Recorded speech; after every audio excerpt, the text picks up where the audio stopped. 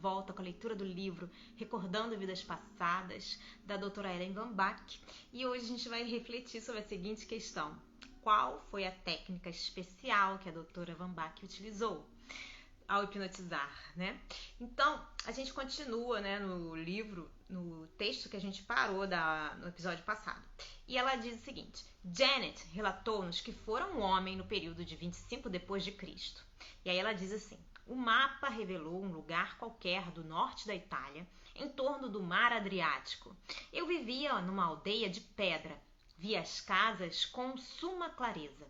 Tinha um único pavimento e vãos de porta baixos. Acho que eu trabalhava com madeira. Devia ser carpinteiro.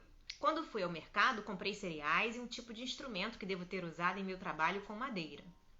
Ela descreveu-nos o instrumento, o mesmo descrito por outro sujeito, que também tivera uma existência na Itália naquele período. Qualquer coisa parecida com um tipo primitivo de serra. Comi com outros homens à mesa, continuou Janet. Não pareciam ser meus parentes. Era como se, de certo modo, todos trabalhássemos ou vivêssemos juntos. Eu tinha a impressão de que minha família estava em algum lugar no interior e que eu trabalhava nessa aldeia. A moeda que eu usava para comprar meus mantimentos era interessante. Na realidade, eu tinha duas moedas. Uma delas, cor de ouro opaco, ostentava a cabeça levantada do que se diria um imperador ou qualquer coisa desse gênero. A outra era de um cinzento escuro e tinha um buraco no meio. Dir-se-ia que tivesse sido feita quadrada, batendo-se os cantos depois para dar-lhe um aspecto redondo. Nunca vi nada parecido.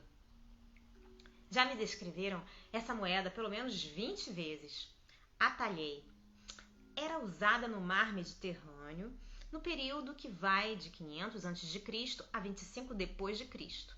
Não parecia ser tosca ao longo das bordas. Isso mesmo, confirmou Janet, como se tivesse sido feita a martelo em vez de ter sido modelada. Quando você me levou para a experiência da morte, continuou ela, eu devia estar com 50 e tantos anos. Mas assim que comecei a experimentar a causa da morte, vi-me de volta na nuvem. Não tornei a experimentar mais nada, até que você disse que havíamos deixado o corpo. Nesse momento, vi meu corpo estendido sobre uma cama de palha. Tudo indicava que minha cabeça fora golpeada. Na realidade, não sei o que produziu minha morte, mas foi muito agradável deixar o corpo. 3 membros do grupo estiveram em 500 a.C. Jonathan referiu que, tendo sido homem nesse período, vivera numa cidade do Oriente Médio e falou sobre o que viu. Havia jardins em volta, mas parecia estar um pavimento acima de mim. Eu caminhava entre as paredes de pedra de uma construção térrea. Havia vegetação acima da minha cabeça. Quando Janet descreveu sua moeda, vi outra muito parecida. Creio que tinha 6 lados, se bem eu não posso afirmar com exatidão. Mas ostentava um buraco no meio. Comprei mantimentos no mercado e havia tendas abertas com uma espécie de cobertura por cima, à maneira das tendas comuns. O mercado estava cheio de gente, pude sentir muitos cheiros, incluindo o de esterco de burro. Jonathan continuou contando que morrera de velhice. Experimentara uma sensação de muita paz e contentamento ao flutuar acima do próprio corpo. Mike falou em seguida. Sou um pouco parecido com o Peter. Fiquei chocado ao descobrir que era mulher, mas parecia estar na China.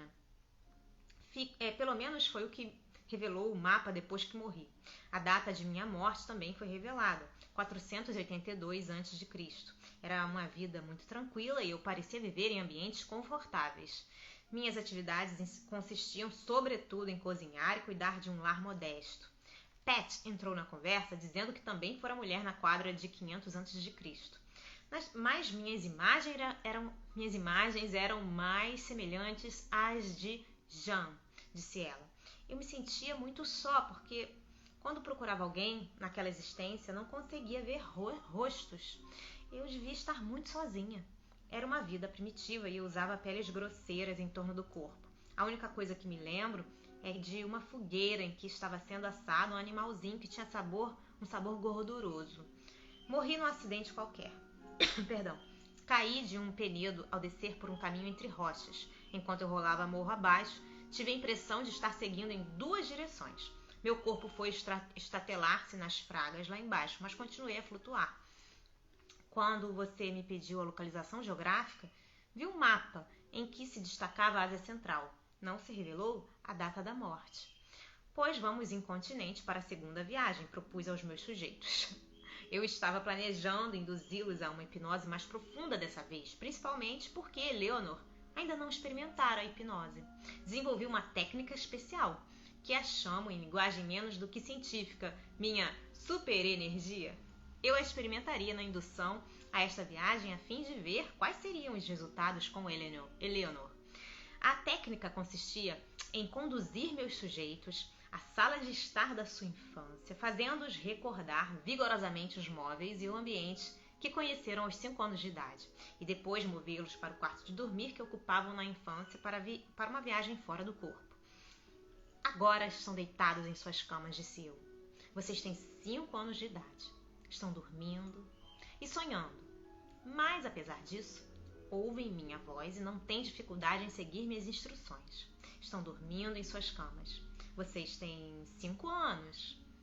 Agora vão experimentar uma coisa que conheceram quando tinham 5 anos. Vão dormir. Vão dar-se conta de uma sensação de crescente energia em toda a sua volta. Para alguns pode ser a sensação de estar girando e vão cada vez mais depressa, embora não estejam tontos. Para outros é uma sensação de expansão, como se estivessem ficando cada vez maiores. Há uma vibração de energia que aumenta em toda a sua volta. A energia chega a um clímax e agora vocês estão flutuando, saindo pela janela do quarto de dormir da sua infância. Estão livres. Lembrem-se agora dos sonhos de voar que tiveram na infância. Depois de transmitir aos meus sujeitos essa sugestão, enfatizei o fato de que ouviriam minha voz e despertariam ao ouvi-la. Mas primeiro os levei a uma viagem a quadras que iam desde 2000 a.C. e 1000 a.C. até 400 depois de Cristo, 800 depois de Cristo e 1200 depois de Cristo. Eu queria descobrir se as vidas experimentadas nesses períodos obscuros seriam tão intensas quanto as transcorridas em períodos históricos conhecidos. Bom, gente, a gente fica por aqui por hoje. Eu espero que vocês estejam gostando dessa leitura tanto quanto eu. Um beijo grande a todos. Deus abençoe e até a próxima. Tchau, tchau.